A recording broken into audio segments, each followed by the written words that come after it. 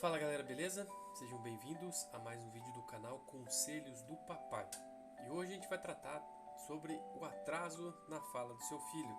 Então, roda a vinheta.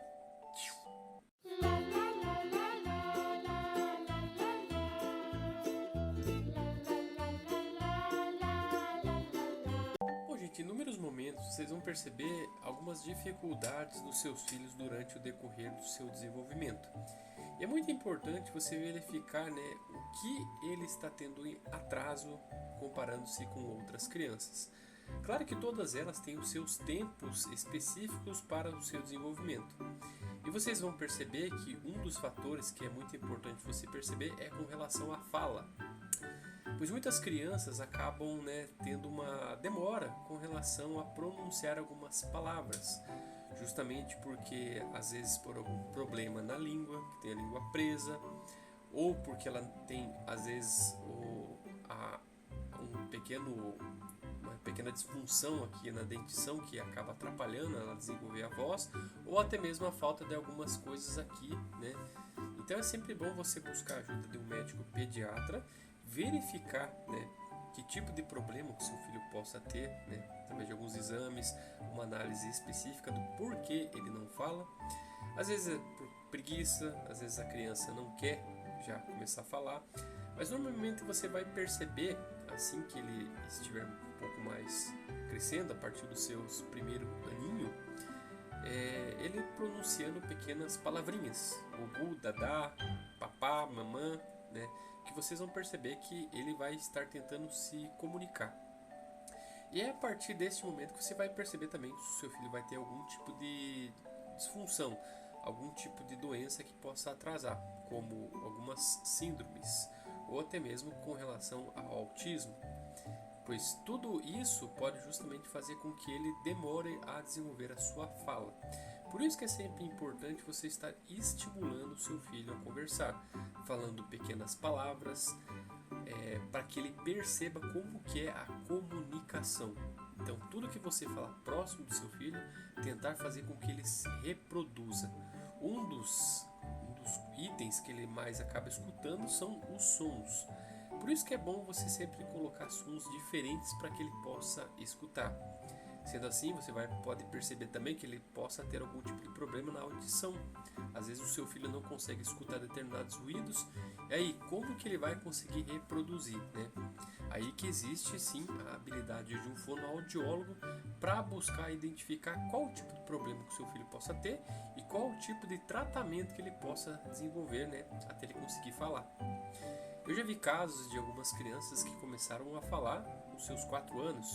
Por quê? Às vezes por questões biológicas, pela demora, Tudo isso vai aprender no decorrer da sua vida, acadêmica, quando ele vai começar a ir para a escolinha, para a creche, vai começar a justamente se comunicar com outras crianças, mesmo que seja através de gestos ou tentando falar pequenas frases, pequenas palavras. Tudo isso vai depender, de acordo com o ambiente que ele vai estar inserido.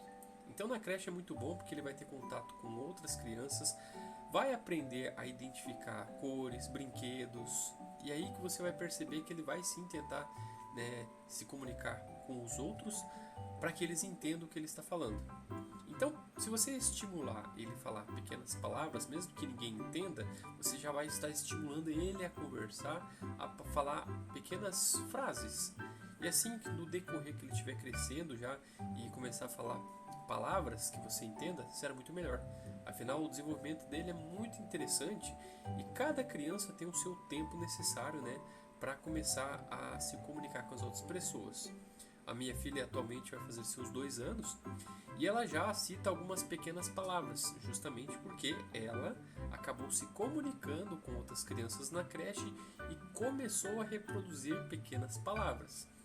Claro que é muito interessante que os pais estimulem, a falar papai, mamãe, brinquedo. Sempre vai ter uma pequena palavra que a criança acaba escutando muito e logo ela vai acabar reproduzindo. Algo interessante que ela acabou aprendendo na creche esses dias foi a falar a palavra obrigado. E isso as professoras sempre incentivam com que a criança aprenda a ter esses aspectos educativos, né, que nós utilizamos em casa para que ela possa, né, desenvolver cada dia mais. Isso é muito importante porque ela estando inserida num ambiente escolar é muito bom, pois ela vai aprender, vai verificar que as outras crianças também querem se comunicar e vai ajudar muito no processo de ela informar o que ela quer. Às vezes a criança está com dor, não consegue falar, às vezes ela quer alguma coisa, às vezes fica gemendo e você não sabe o que é. Principalmente no período em que elas ficam doentes. Às vezes a criança está com dor na barriga, dor de cabeça e você não sabe por que ela está chorando ou por que ela está ruim, né? Então ela conseguindo comunicar e verificar aonde dói vai ajudar muito no processo do tratamento que você vai levar diretamente no médico. Então é muito importante, né, você conseguir ter acesso a um profissional que consiga identificar esses possíveis problemas e no futuro ele conseguir, né, conversar de maneira mais tranquila, beleza? Bom, eu vou colocar um pequeno vídeo sobre esta questão para que vocês vejam um pouco mais. Hoje eu vou falar especificamente sobre um assunto, né, que é o atraso de linguagem simples, que também é conhecido por outras nomenclaturas, mas aqui eu vou tratá-lo como atraso de linguagem simples, né, que não tem outros fatores maiores associados, não tem transtornos neurocognitivos, transtornos do neurodesenvolvimento associados. O atraso de linguagem simples, ou duro, ele acontece quando existe um atraso no desenvolvimento normal dessa criança, né, no desenvolvimento de linguagem.